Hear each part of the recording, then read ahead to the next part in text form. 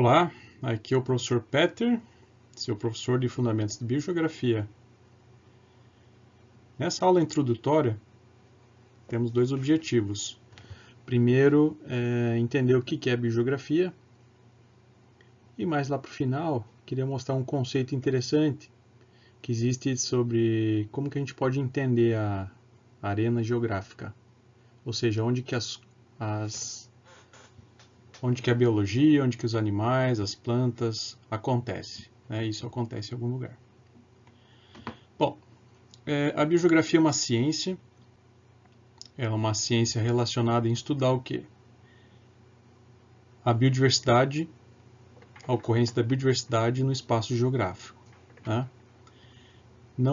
Só faz sentido estudar a biogeografia pelo seguinte motivo. Primeiro, a vida ela varia de lugar para lugar de uma maneira que não é aleatória e ela é, de certo modo, previsível. Né? Já vou falar um pouquinho sobre isso. Então, a biogeografia está relacionada ao estudar a vida no espaço geográfico. E uma coisa interessante de se notar já de antemão é que a vida ela não ocorre de forma uniforme, ela não é uniforme ao longo do espaço geográfico. Tá? Pelo contrário, ela é agrupada, ela é diferente nas regiões e, de certo modo, a gente consegue prever alguns padrões de ocorrência. Tá? Por exemplo, se a gente for para um deserto, a gente vai já ter mesmo que a gente nunca tenha ido para um deserto, a gente já vai ter um pressuposto de que tipo de organismo pode ocorrer lá. Né? A gente não vai esperar lá uma árvore de uma floresta tropical e nem um musgo que precise de muita umidade. Né? Então, existe alguma previsibilidade. Por quê? Né? Porque a vida está estruturada, a gente consegue reconhecer alguns padrões na superfície da Terra. Né? Outros padrões, por exemplo, é a de riqueza de espécies. A gente sabe que tem muito mais espécies, a quantidade de espécies é maior nas regiões tropicais do que nas regiões polares, por exemplo, ou nas regiões temperadas. Ok? Então, a vida ela varia de um lugar para o lugar, ela não é uniforme em todos os lugares. Tá? Se ela fosse uniforme, a gente não teria o que estudar em biogeografia. Basicamente, a gente descreveria uma vez e está descrito, está explicado. Mas como ela varia no espaço geográfico, então a gente tem aí bastante estudo, bastante coisa para conhecer. E isso é um dos padrões mais fundamentais e importantes da natureza. Ou seja, a natureza tem uma estruturação no espaço geográfico. E essa estruturação ela muda ao longo do tempo. Então, vocês vão ver que a biogeografia está relacionada com o espaço e também com o tempo. Então veja essa imagem, né, que são de ilhas perto do círculo ártico. E elas mostram aí uma diversidade de paisagens, de formações geográficas. Então a gente tem aí um mar, a gente tem ilhas e a gente tem ao fundo aí um continente com montanhas altas. Há visivelmente uma heterogeneidade de formações. Tá? Então tem ambiente aquático, ambiente terrestre, ambiente no nível, né, da água, no nível elevado. Então existe aí uma heterogeneidade. E aí, por conta disso, né, e aí é isso que a biogeografia estuda, os organismos eles vão ocupar de formas diferentes essas regiões, essas áreas. Ok? Então, em ilhas, a gente vai encontrar alguns organismos, no meio aquático outros, no meio terrestre e assim por diante.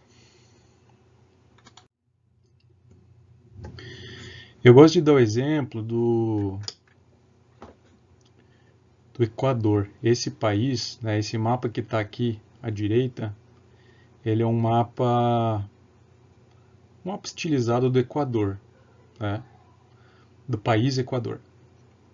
E o Equador, ele é fantástico, porque ele, apesar de ser um país pequeno, ele tem uma variedade uma heterogeneidade biogeográfica que é fascinante. Você tem à esquerda, nessa região, você tem a costa do Pacífico. Então, o que tem aí? Aí tem uma formação parecida, né, com praias, né, área úmida, quente e assim por diante. Mais ao centro aqui tem a Cordilheira dos Andes e, portanto, uma formação muito alta, tá, de 3, 4 mil metros. Vulcões na região, tá, na região do Equador, vários vulcões.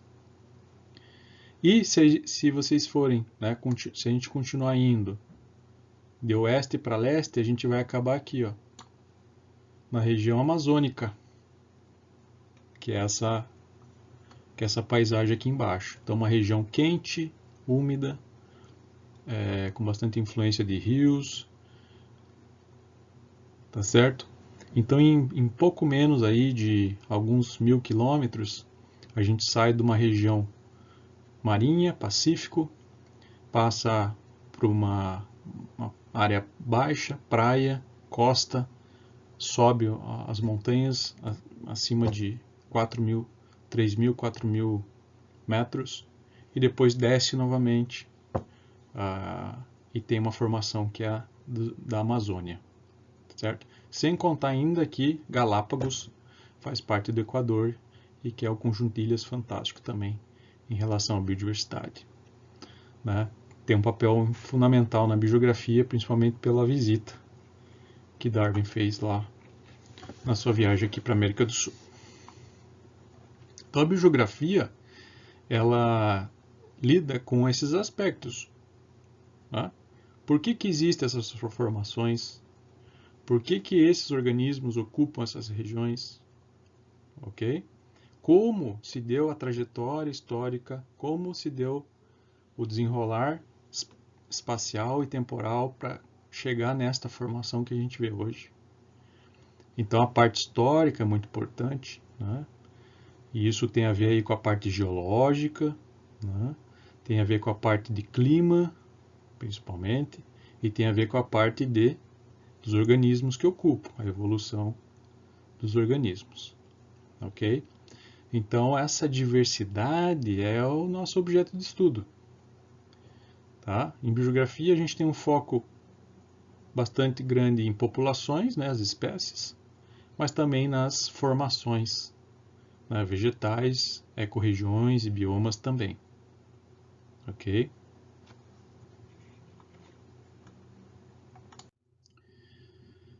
A definição então de biogeografia a gente poderia fazer como, ó, é a ciência que busca documentar e entender os padrões espaciais da diversidade biológica, né?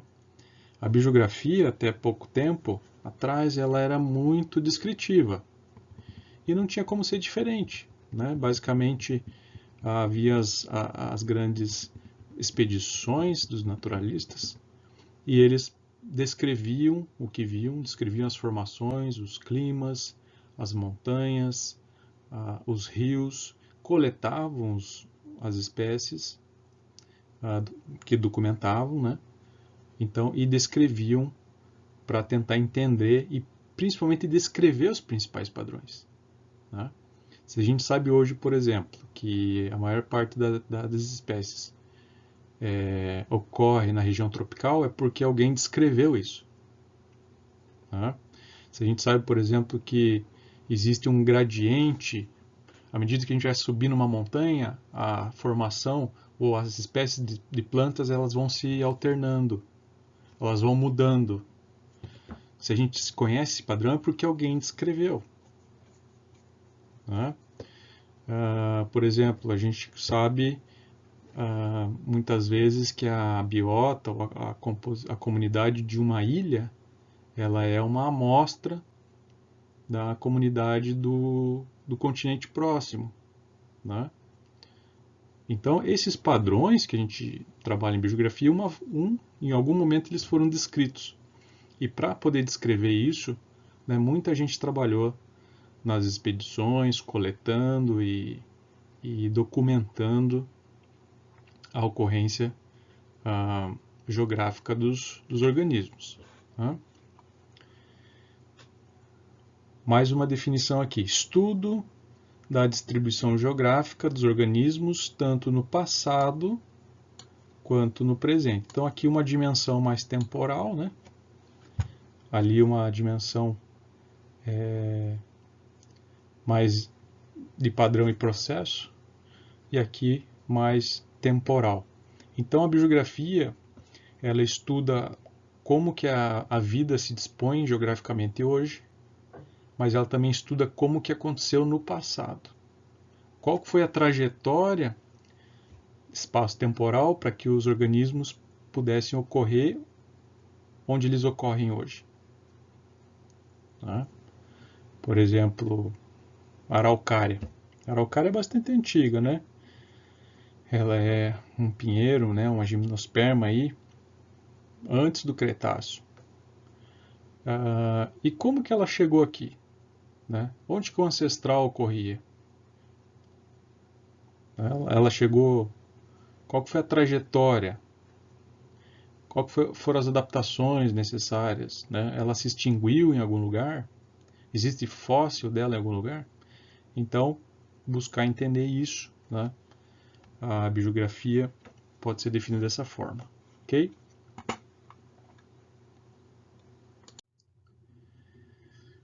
A biogeografia moderna trabalha principalmente com padrões de variação geográfica na natureza. Né? Por que eu falo biogeografia moderna? Porque a biogeografia ela remonta aí a alguns anos atrás, alguns séculos atrás, eu diria. Tá? Eu não vou entrar em detalhes, mas para vocês terem uma ideia, a primeira teoria biogeográfica ela consta na Bíblia. Né? Por vários séculos, a única teoria biogeográfica que a gente tinha era a teoria biogeográfica do centro de origem e dispersão dada pela narrativa bíblica, né, tanto do Jardim do Éden quanto da Arca de Noé.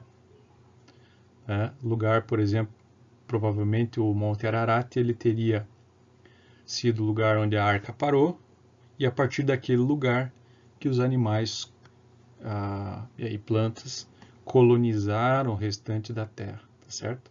Por muito tempo, né, e quem tiver interesse, tem um livro sobre isso, chama História da Biogeografia, do Gênesis à primeira metade do século XIX, né, do Nelson Papávero.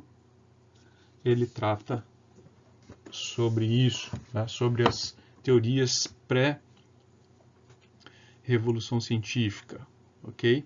São interessantes, muito interessantes para a gente poder entender a biogeografia moderna.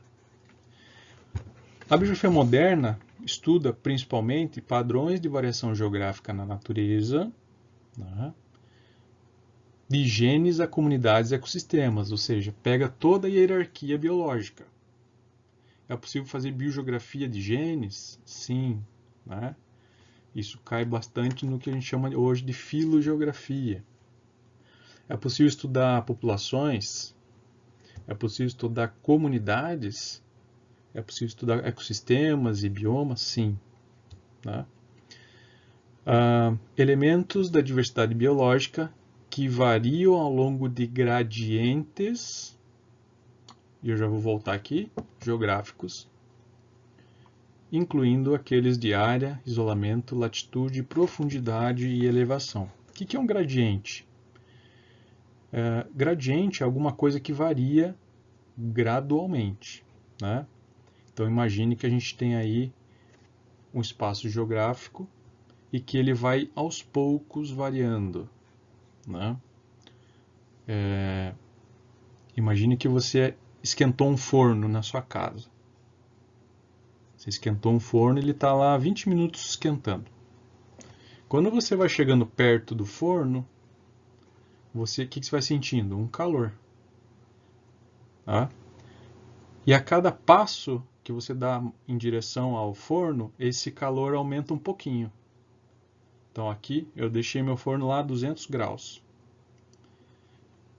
Primeira vez que eu senti aqui, o forno está a 40 graus. Eu dei mais um passo, 50 graus. Dei mais um passo, 60 graus. Então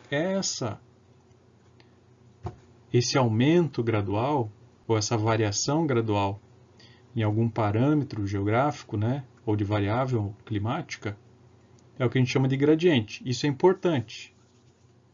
A gente vai ver ao longo da disciplina os diversos variáveis que a gente vai usar, principalmente temperatura, precipitação, né, radiação solar. Então, as variáveis importantes para determinar a ocorrência espacial dos organismos. Tá? E aí, novamente, pode ser genes, comunidades, ecossistemas. E aí eu trouxe para vocês algumas perguntas do que a biogeografia responde. Quem faz biogeografia responde o quê? Né? Então, por que diferentes regiões do globo, mesmo com similaridade de solo, clima e outras condições ambientais, são ocupadas por biotas diferentes? Né? Se você pegar, por exemplo, aqui à esquerda, a gente tem uma paisagem que é o Cerrado da América do Sul. É uma região mais árida, quente, né? Tem incidência de fogo. E o solo, né? O solo e o clima é muito parecido com a da savana africana. Né? Inclusive a latitude é mais ou menos a mesma. Então, o ambiente ele é análogo, que a gente chama. Então, o ambiente ele é muito parecido em temperatura, em precipitação, em solo. As condições ambientais são muito parecidas. O que a gente esperaria? Que os animais e plantas que ocorressem lá, as espécies, fossem as mesmas, mas não são. Você sabe que não é. No Cerrado a gente encontra o lobo-guará, na savana a gente encontra hiena. Na África como um todo a gente encontra leão, girafa, rinoceronte, gorila. E a gente pode, se a gente olhar os outros continentes, a gente vai olhar cada uma fauna e flora peculiar da sua região. Né? A gente vai ver, vamos ver uma aula sobre endemismo, ok? Mas para agora, basta a gente entender que os continentes têm flora e fauna peculiar. Você vai para a Austrália, isso aí é, né? Minha filha que está no segundo ano aí do ensino fundamental, já viu isso. Você vai para a Austrália, o que você tem lá? Você tem koala, canguru, você tem o ornitorrinco, animais que a gente não encontra em outro lugar, tá certo? Apesar de que os ambientes da Austrália, a Austrália tem deserto, a Austrália tem floresta tropical, floresta úmida, os ambientes são os mesmos ou muito parecidos. A gente tem uma composição de organismos diferentes. Outra pergunta: que fatores abióticos e quais processos biológicos limitam a distribuição das espécies e como a relativa influência de tais fatores varia ao longo das regiões, táxons e períodos? Então aqui o tópico da pergunta são os fatores abióticos, que processos limitam, né? Então, dentro desse contexto, entender, por exemplo, que a temperatura, o clima afetam a ocorrência do organismo é fundamental. Entender se o organismo é endotérmico, ectotérmico, né? Por que os mamíferos tendem a ocorrer em áreas frias, né? Inclusive o homem, porque a gente produz o nosso próprio calor, a gente consegue equilibrar o calor interno, não dependendo do externo. Portanto, a gente vai ocorrer em regiões que provavelmente um inseto ectotérmico ou um anfíbio teria muita dificuldade, né? Então, aspectos desse tipo. O que influencia a fisiologia, que faz com que os organismos ocorram ou não lá, né? Então, temperatura é um dos principais, insolação, né, para os organismos fotossintetizantes, precipitação, umidade, pH para alguns organismos aquáticos, de solo, salinidade dos marinhos e assim por diante. Tá? Vocês vão ver que são poucas as variáveis, tá, que estabelecem os padrões mais gerais, os padrões globais. Ok? Então, poucas variáveis explicam bastante coisa da ocorrência espacial da biodiversidade. Aqui eu coloquei uma interação, que é um polinizador, uma xilócopa no maracujazeiro, né, na passiflora, que também é uma interação interessante. Quando você tem aí um polinizador e uma flor que são muito específicos, a ocorrência geográfica de um depende do outro. Né? Então, numa interação ecológica específica, seja de parasita hospedeiro, polinizador, flor, ou que seja, né? Se a interação for muito estrita, né? Especializada, então um dos organismos vai influenciar a ocorrência espacial do outro. Então, dificilmente um deles vai ocorrer onde o outro não ocorre.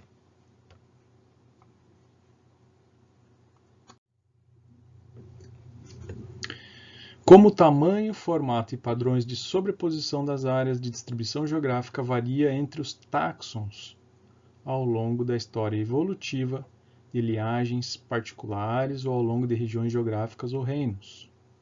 Então aqui a gente está falando de um estudo de aerografia.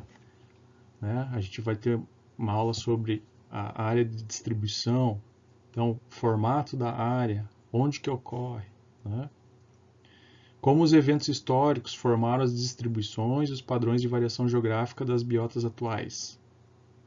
Então, aquela ideia de que tudo que aconteceu no passado até hoje, de eventos geológicos, climáticos, evolutivos, determinaram, de certo modo, a ocupação espacial dos organismos hoje. Outras perguntas, como características das comunidades variam através do globo, como ilhas oceânicas isoladas são colonizadas, por que há menos espécies em ilhas do que em continentes, como características fisiológicas, genéticas, morfológicas e comportamentais dos indivíduos e populações variam ao longo do espaço geográfico, como a distribuição das espécies se modificou no tempo evolutivo e como as linhagens evolutivas foram influenciadas pela variação geográfica dos ambientes e interações com biotas regionais. Resumindo, pessoal, a gente podia resumir talvez aí todas as perguntas nesta, que descreve o que a biogeografia faz. Como e por que a diversidade biológica, também conhecida como biodiversidade, varia sobre a superfície da Terra. Ok? Então, essa é uma pergunta fundamental, uma daquelas grandes perguntas da ciência, e entender como e por que varia, né? Ela é o objeto, ela é o propósito da biogeografia, certo? Lembrando, premissa, os organismos não ocorrem uniformemente no espaço geográfico e eles não ocorrem de forma aleatória, eles ocorrem de uma forma que gera um padrão, uma forma que não é aleatória.